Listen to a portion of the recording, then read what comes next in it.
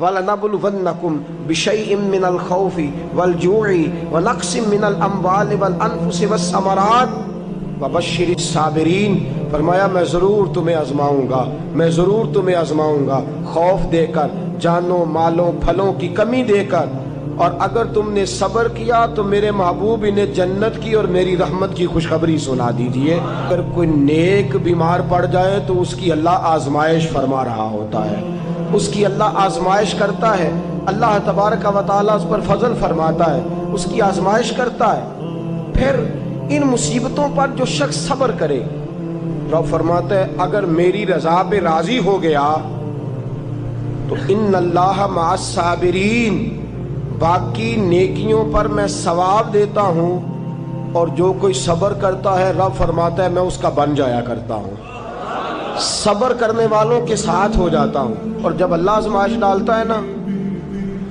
تو جو کام سیدھے ہوتے ہیں وہ بھی الٹے ہونے شروع ہو جاتے ہیں۔ جب خدا کی طرف سے وَلَنَبْلُوَنَّكُمْ بِشَيْءٍ مِّنَ الْخَوْفِ وَالْجُوعِ وَنَقْصٍ مِّنَ الْأَمْوَالِ وَالْأَنفُسِ وَالثَّمَرَاتِ، جب اللہ کی طرف سے آزمائش آتی ہے، جب انسان پر اللہ کی طرف سے کوئی چیز نازل ہوتی ہے، آپ سونے کو ہاتھ رکھتے ہیں تو مٹی ہو جاتی ہے، آپ کسی طرف بھی، بہت سے دوست آ کے کہتے ہیں جی قدم آگے اٹھاتا ہوں جاتا پیچھے ہے، کیا کروں؟ تو میں اکثر عرض کرتا ہوں کہ تھوڑے دن قدم اٹھانا ہی چھوڑ دیں، کیا کریں؟ بیٹھ کے اللہ اللہ کریں، صبر کریں، دعا کریں۔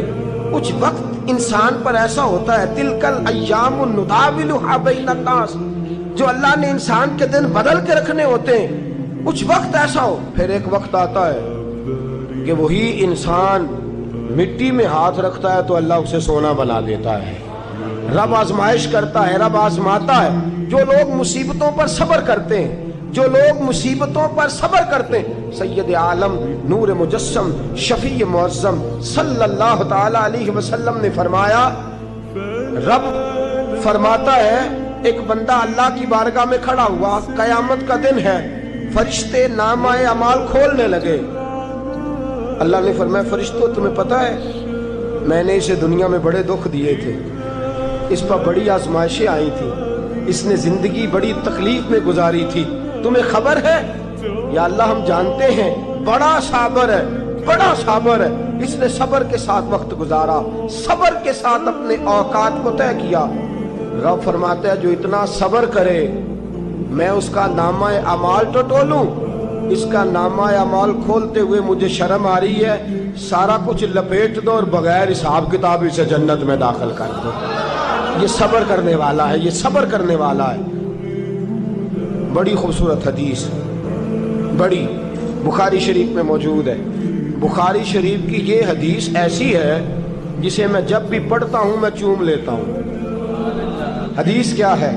رسول کریم صلی اللہ تعالی علیہ وسلم نے فرمایا، رب فرماتا ہے ایک بندہ ہے، اس کو میں نے آنکھیں نہیں دی، اس کو میں نے آنکھیں نہیں دی، اندھا ہے، پیدائشی اندھا ہے یا بعد میں کسی وجہ سے ہو گیا، اس کے پاس آنکھیں نہیں، لیکن اس نے زندگی بھر صبر کیا، اس نے زندگی بھر صبر کیا، صبح قیامت وہ کھڑا ہوا تو رب کریم نے فرشتوں سے فرمایا، فرشتوں اس کو میں نے آنکھیں نہیں دی، بیچارہ نہ بیٹی دیکھ سکا نہ بیٹا، نہ باپ دیکھ سکا نہ ماں، یہ کوئی دنیا کا نظارہ نہیں کر سکا، تم بتاؤ اس کا اجر کیا ہے؟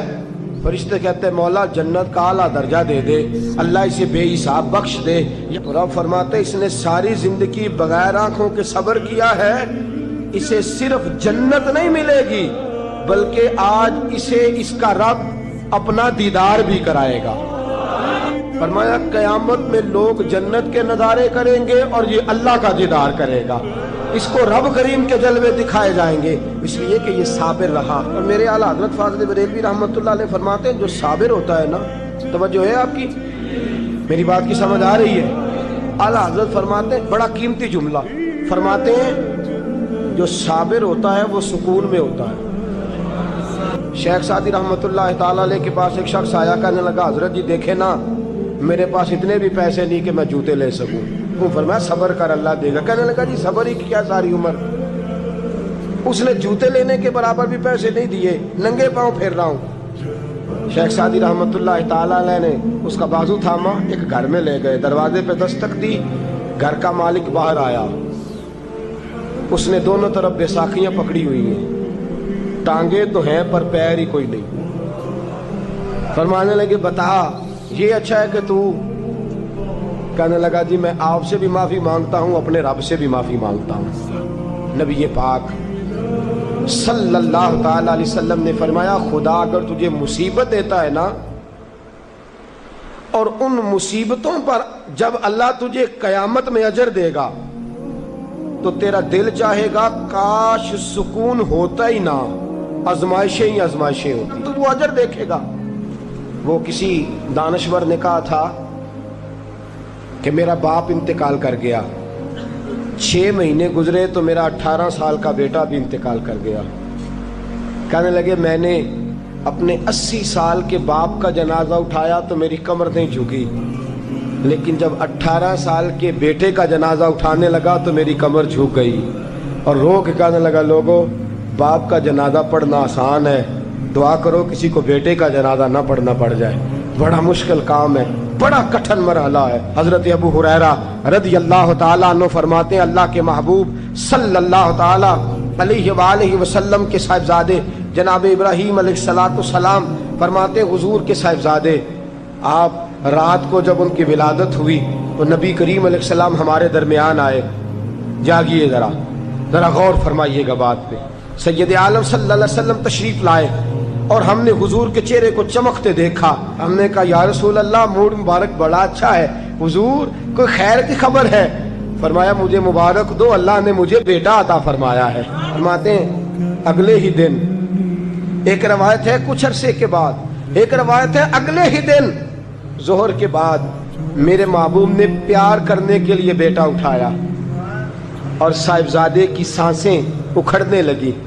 رسول پاک کے صاحبزادے نبی پاک کے مقدس ہاتھوں میں سانسیں اکھڑ رہی ہیں، حضور کے دستے مبارک میں صاحبزادے نے وصال کر دیا۔ آنکھیں بند کی تو نبی کریم کی مقدس آنکھوں میں آنسو آئے۔ رات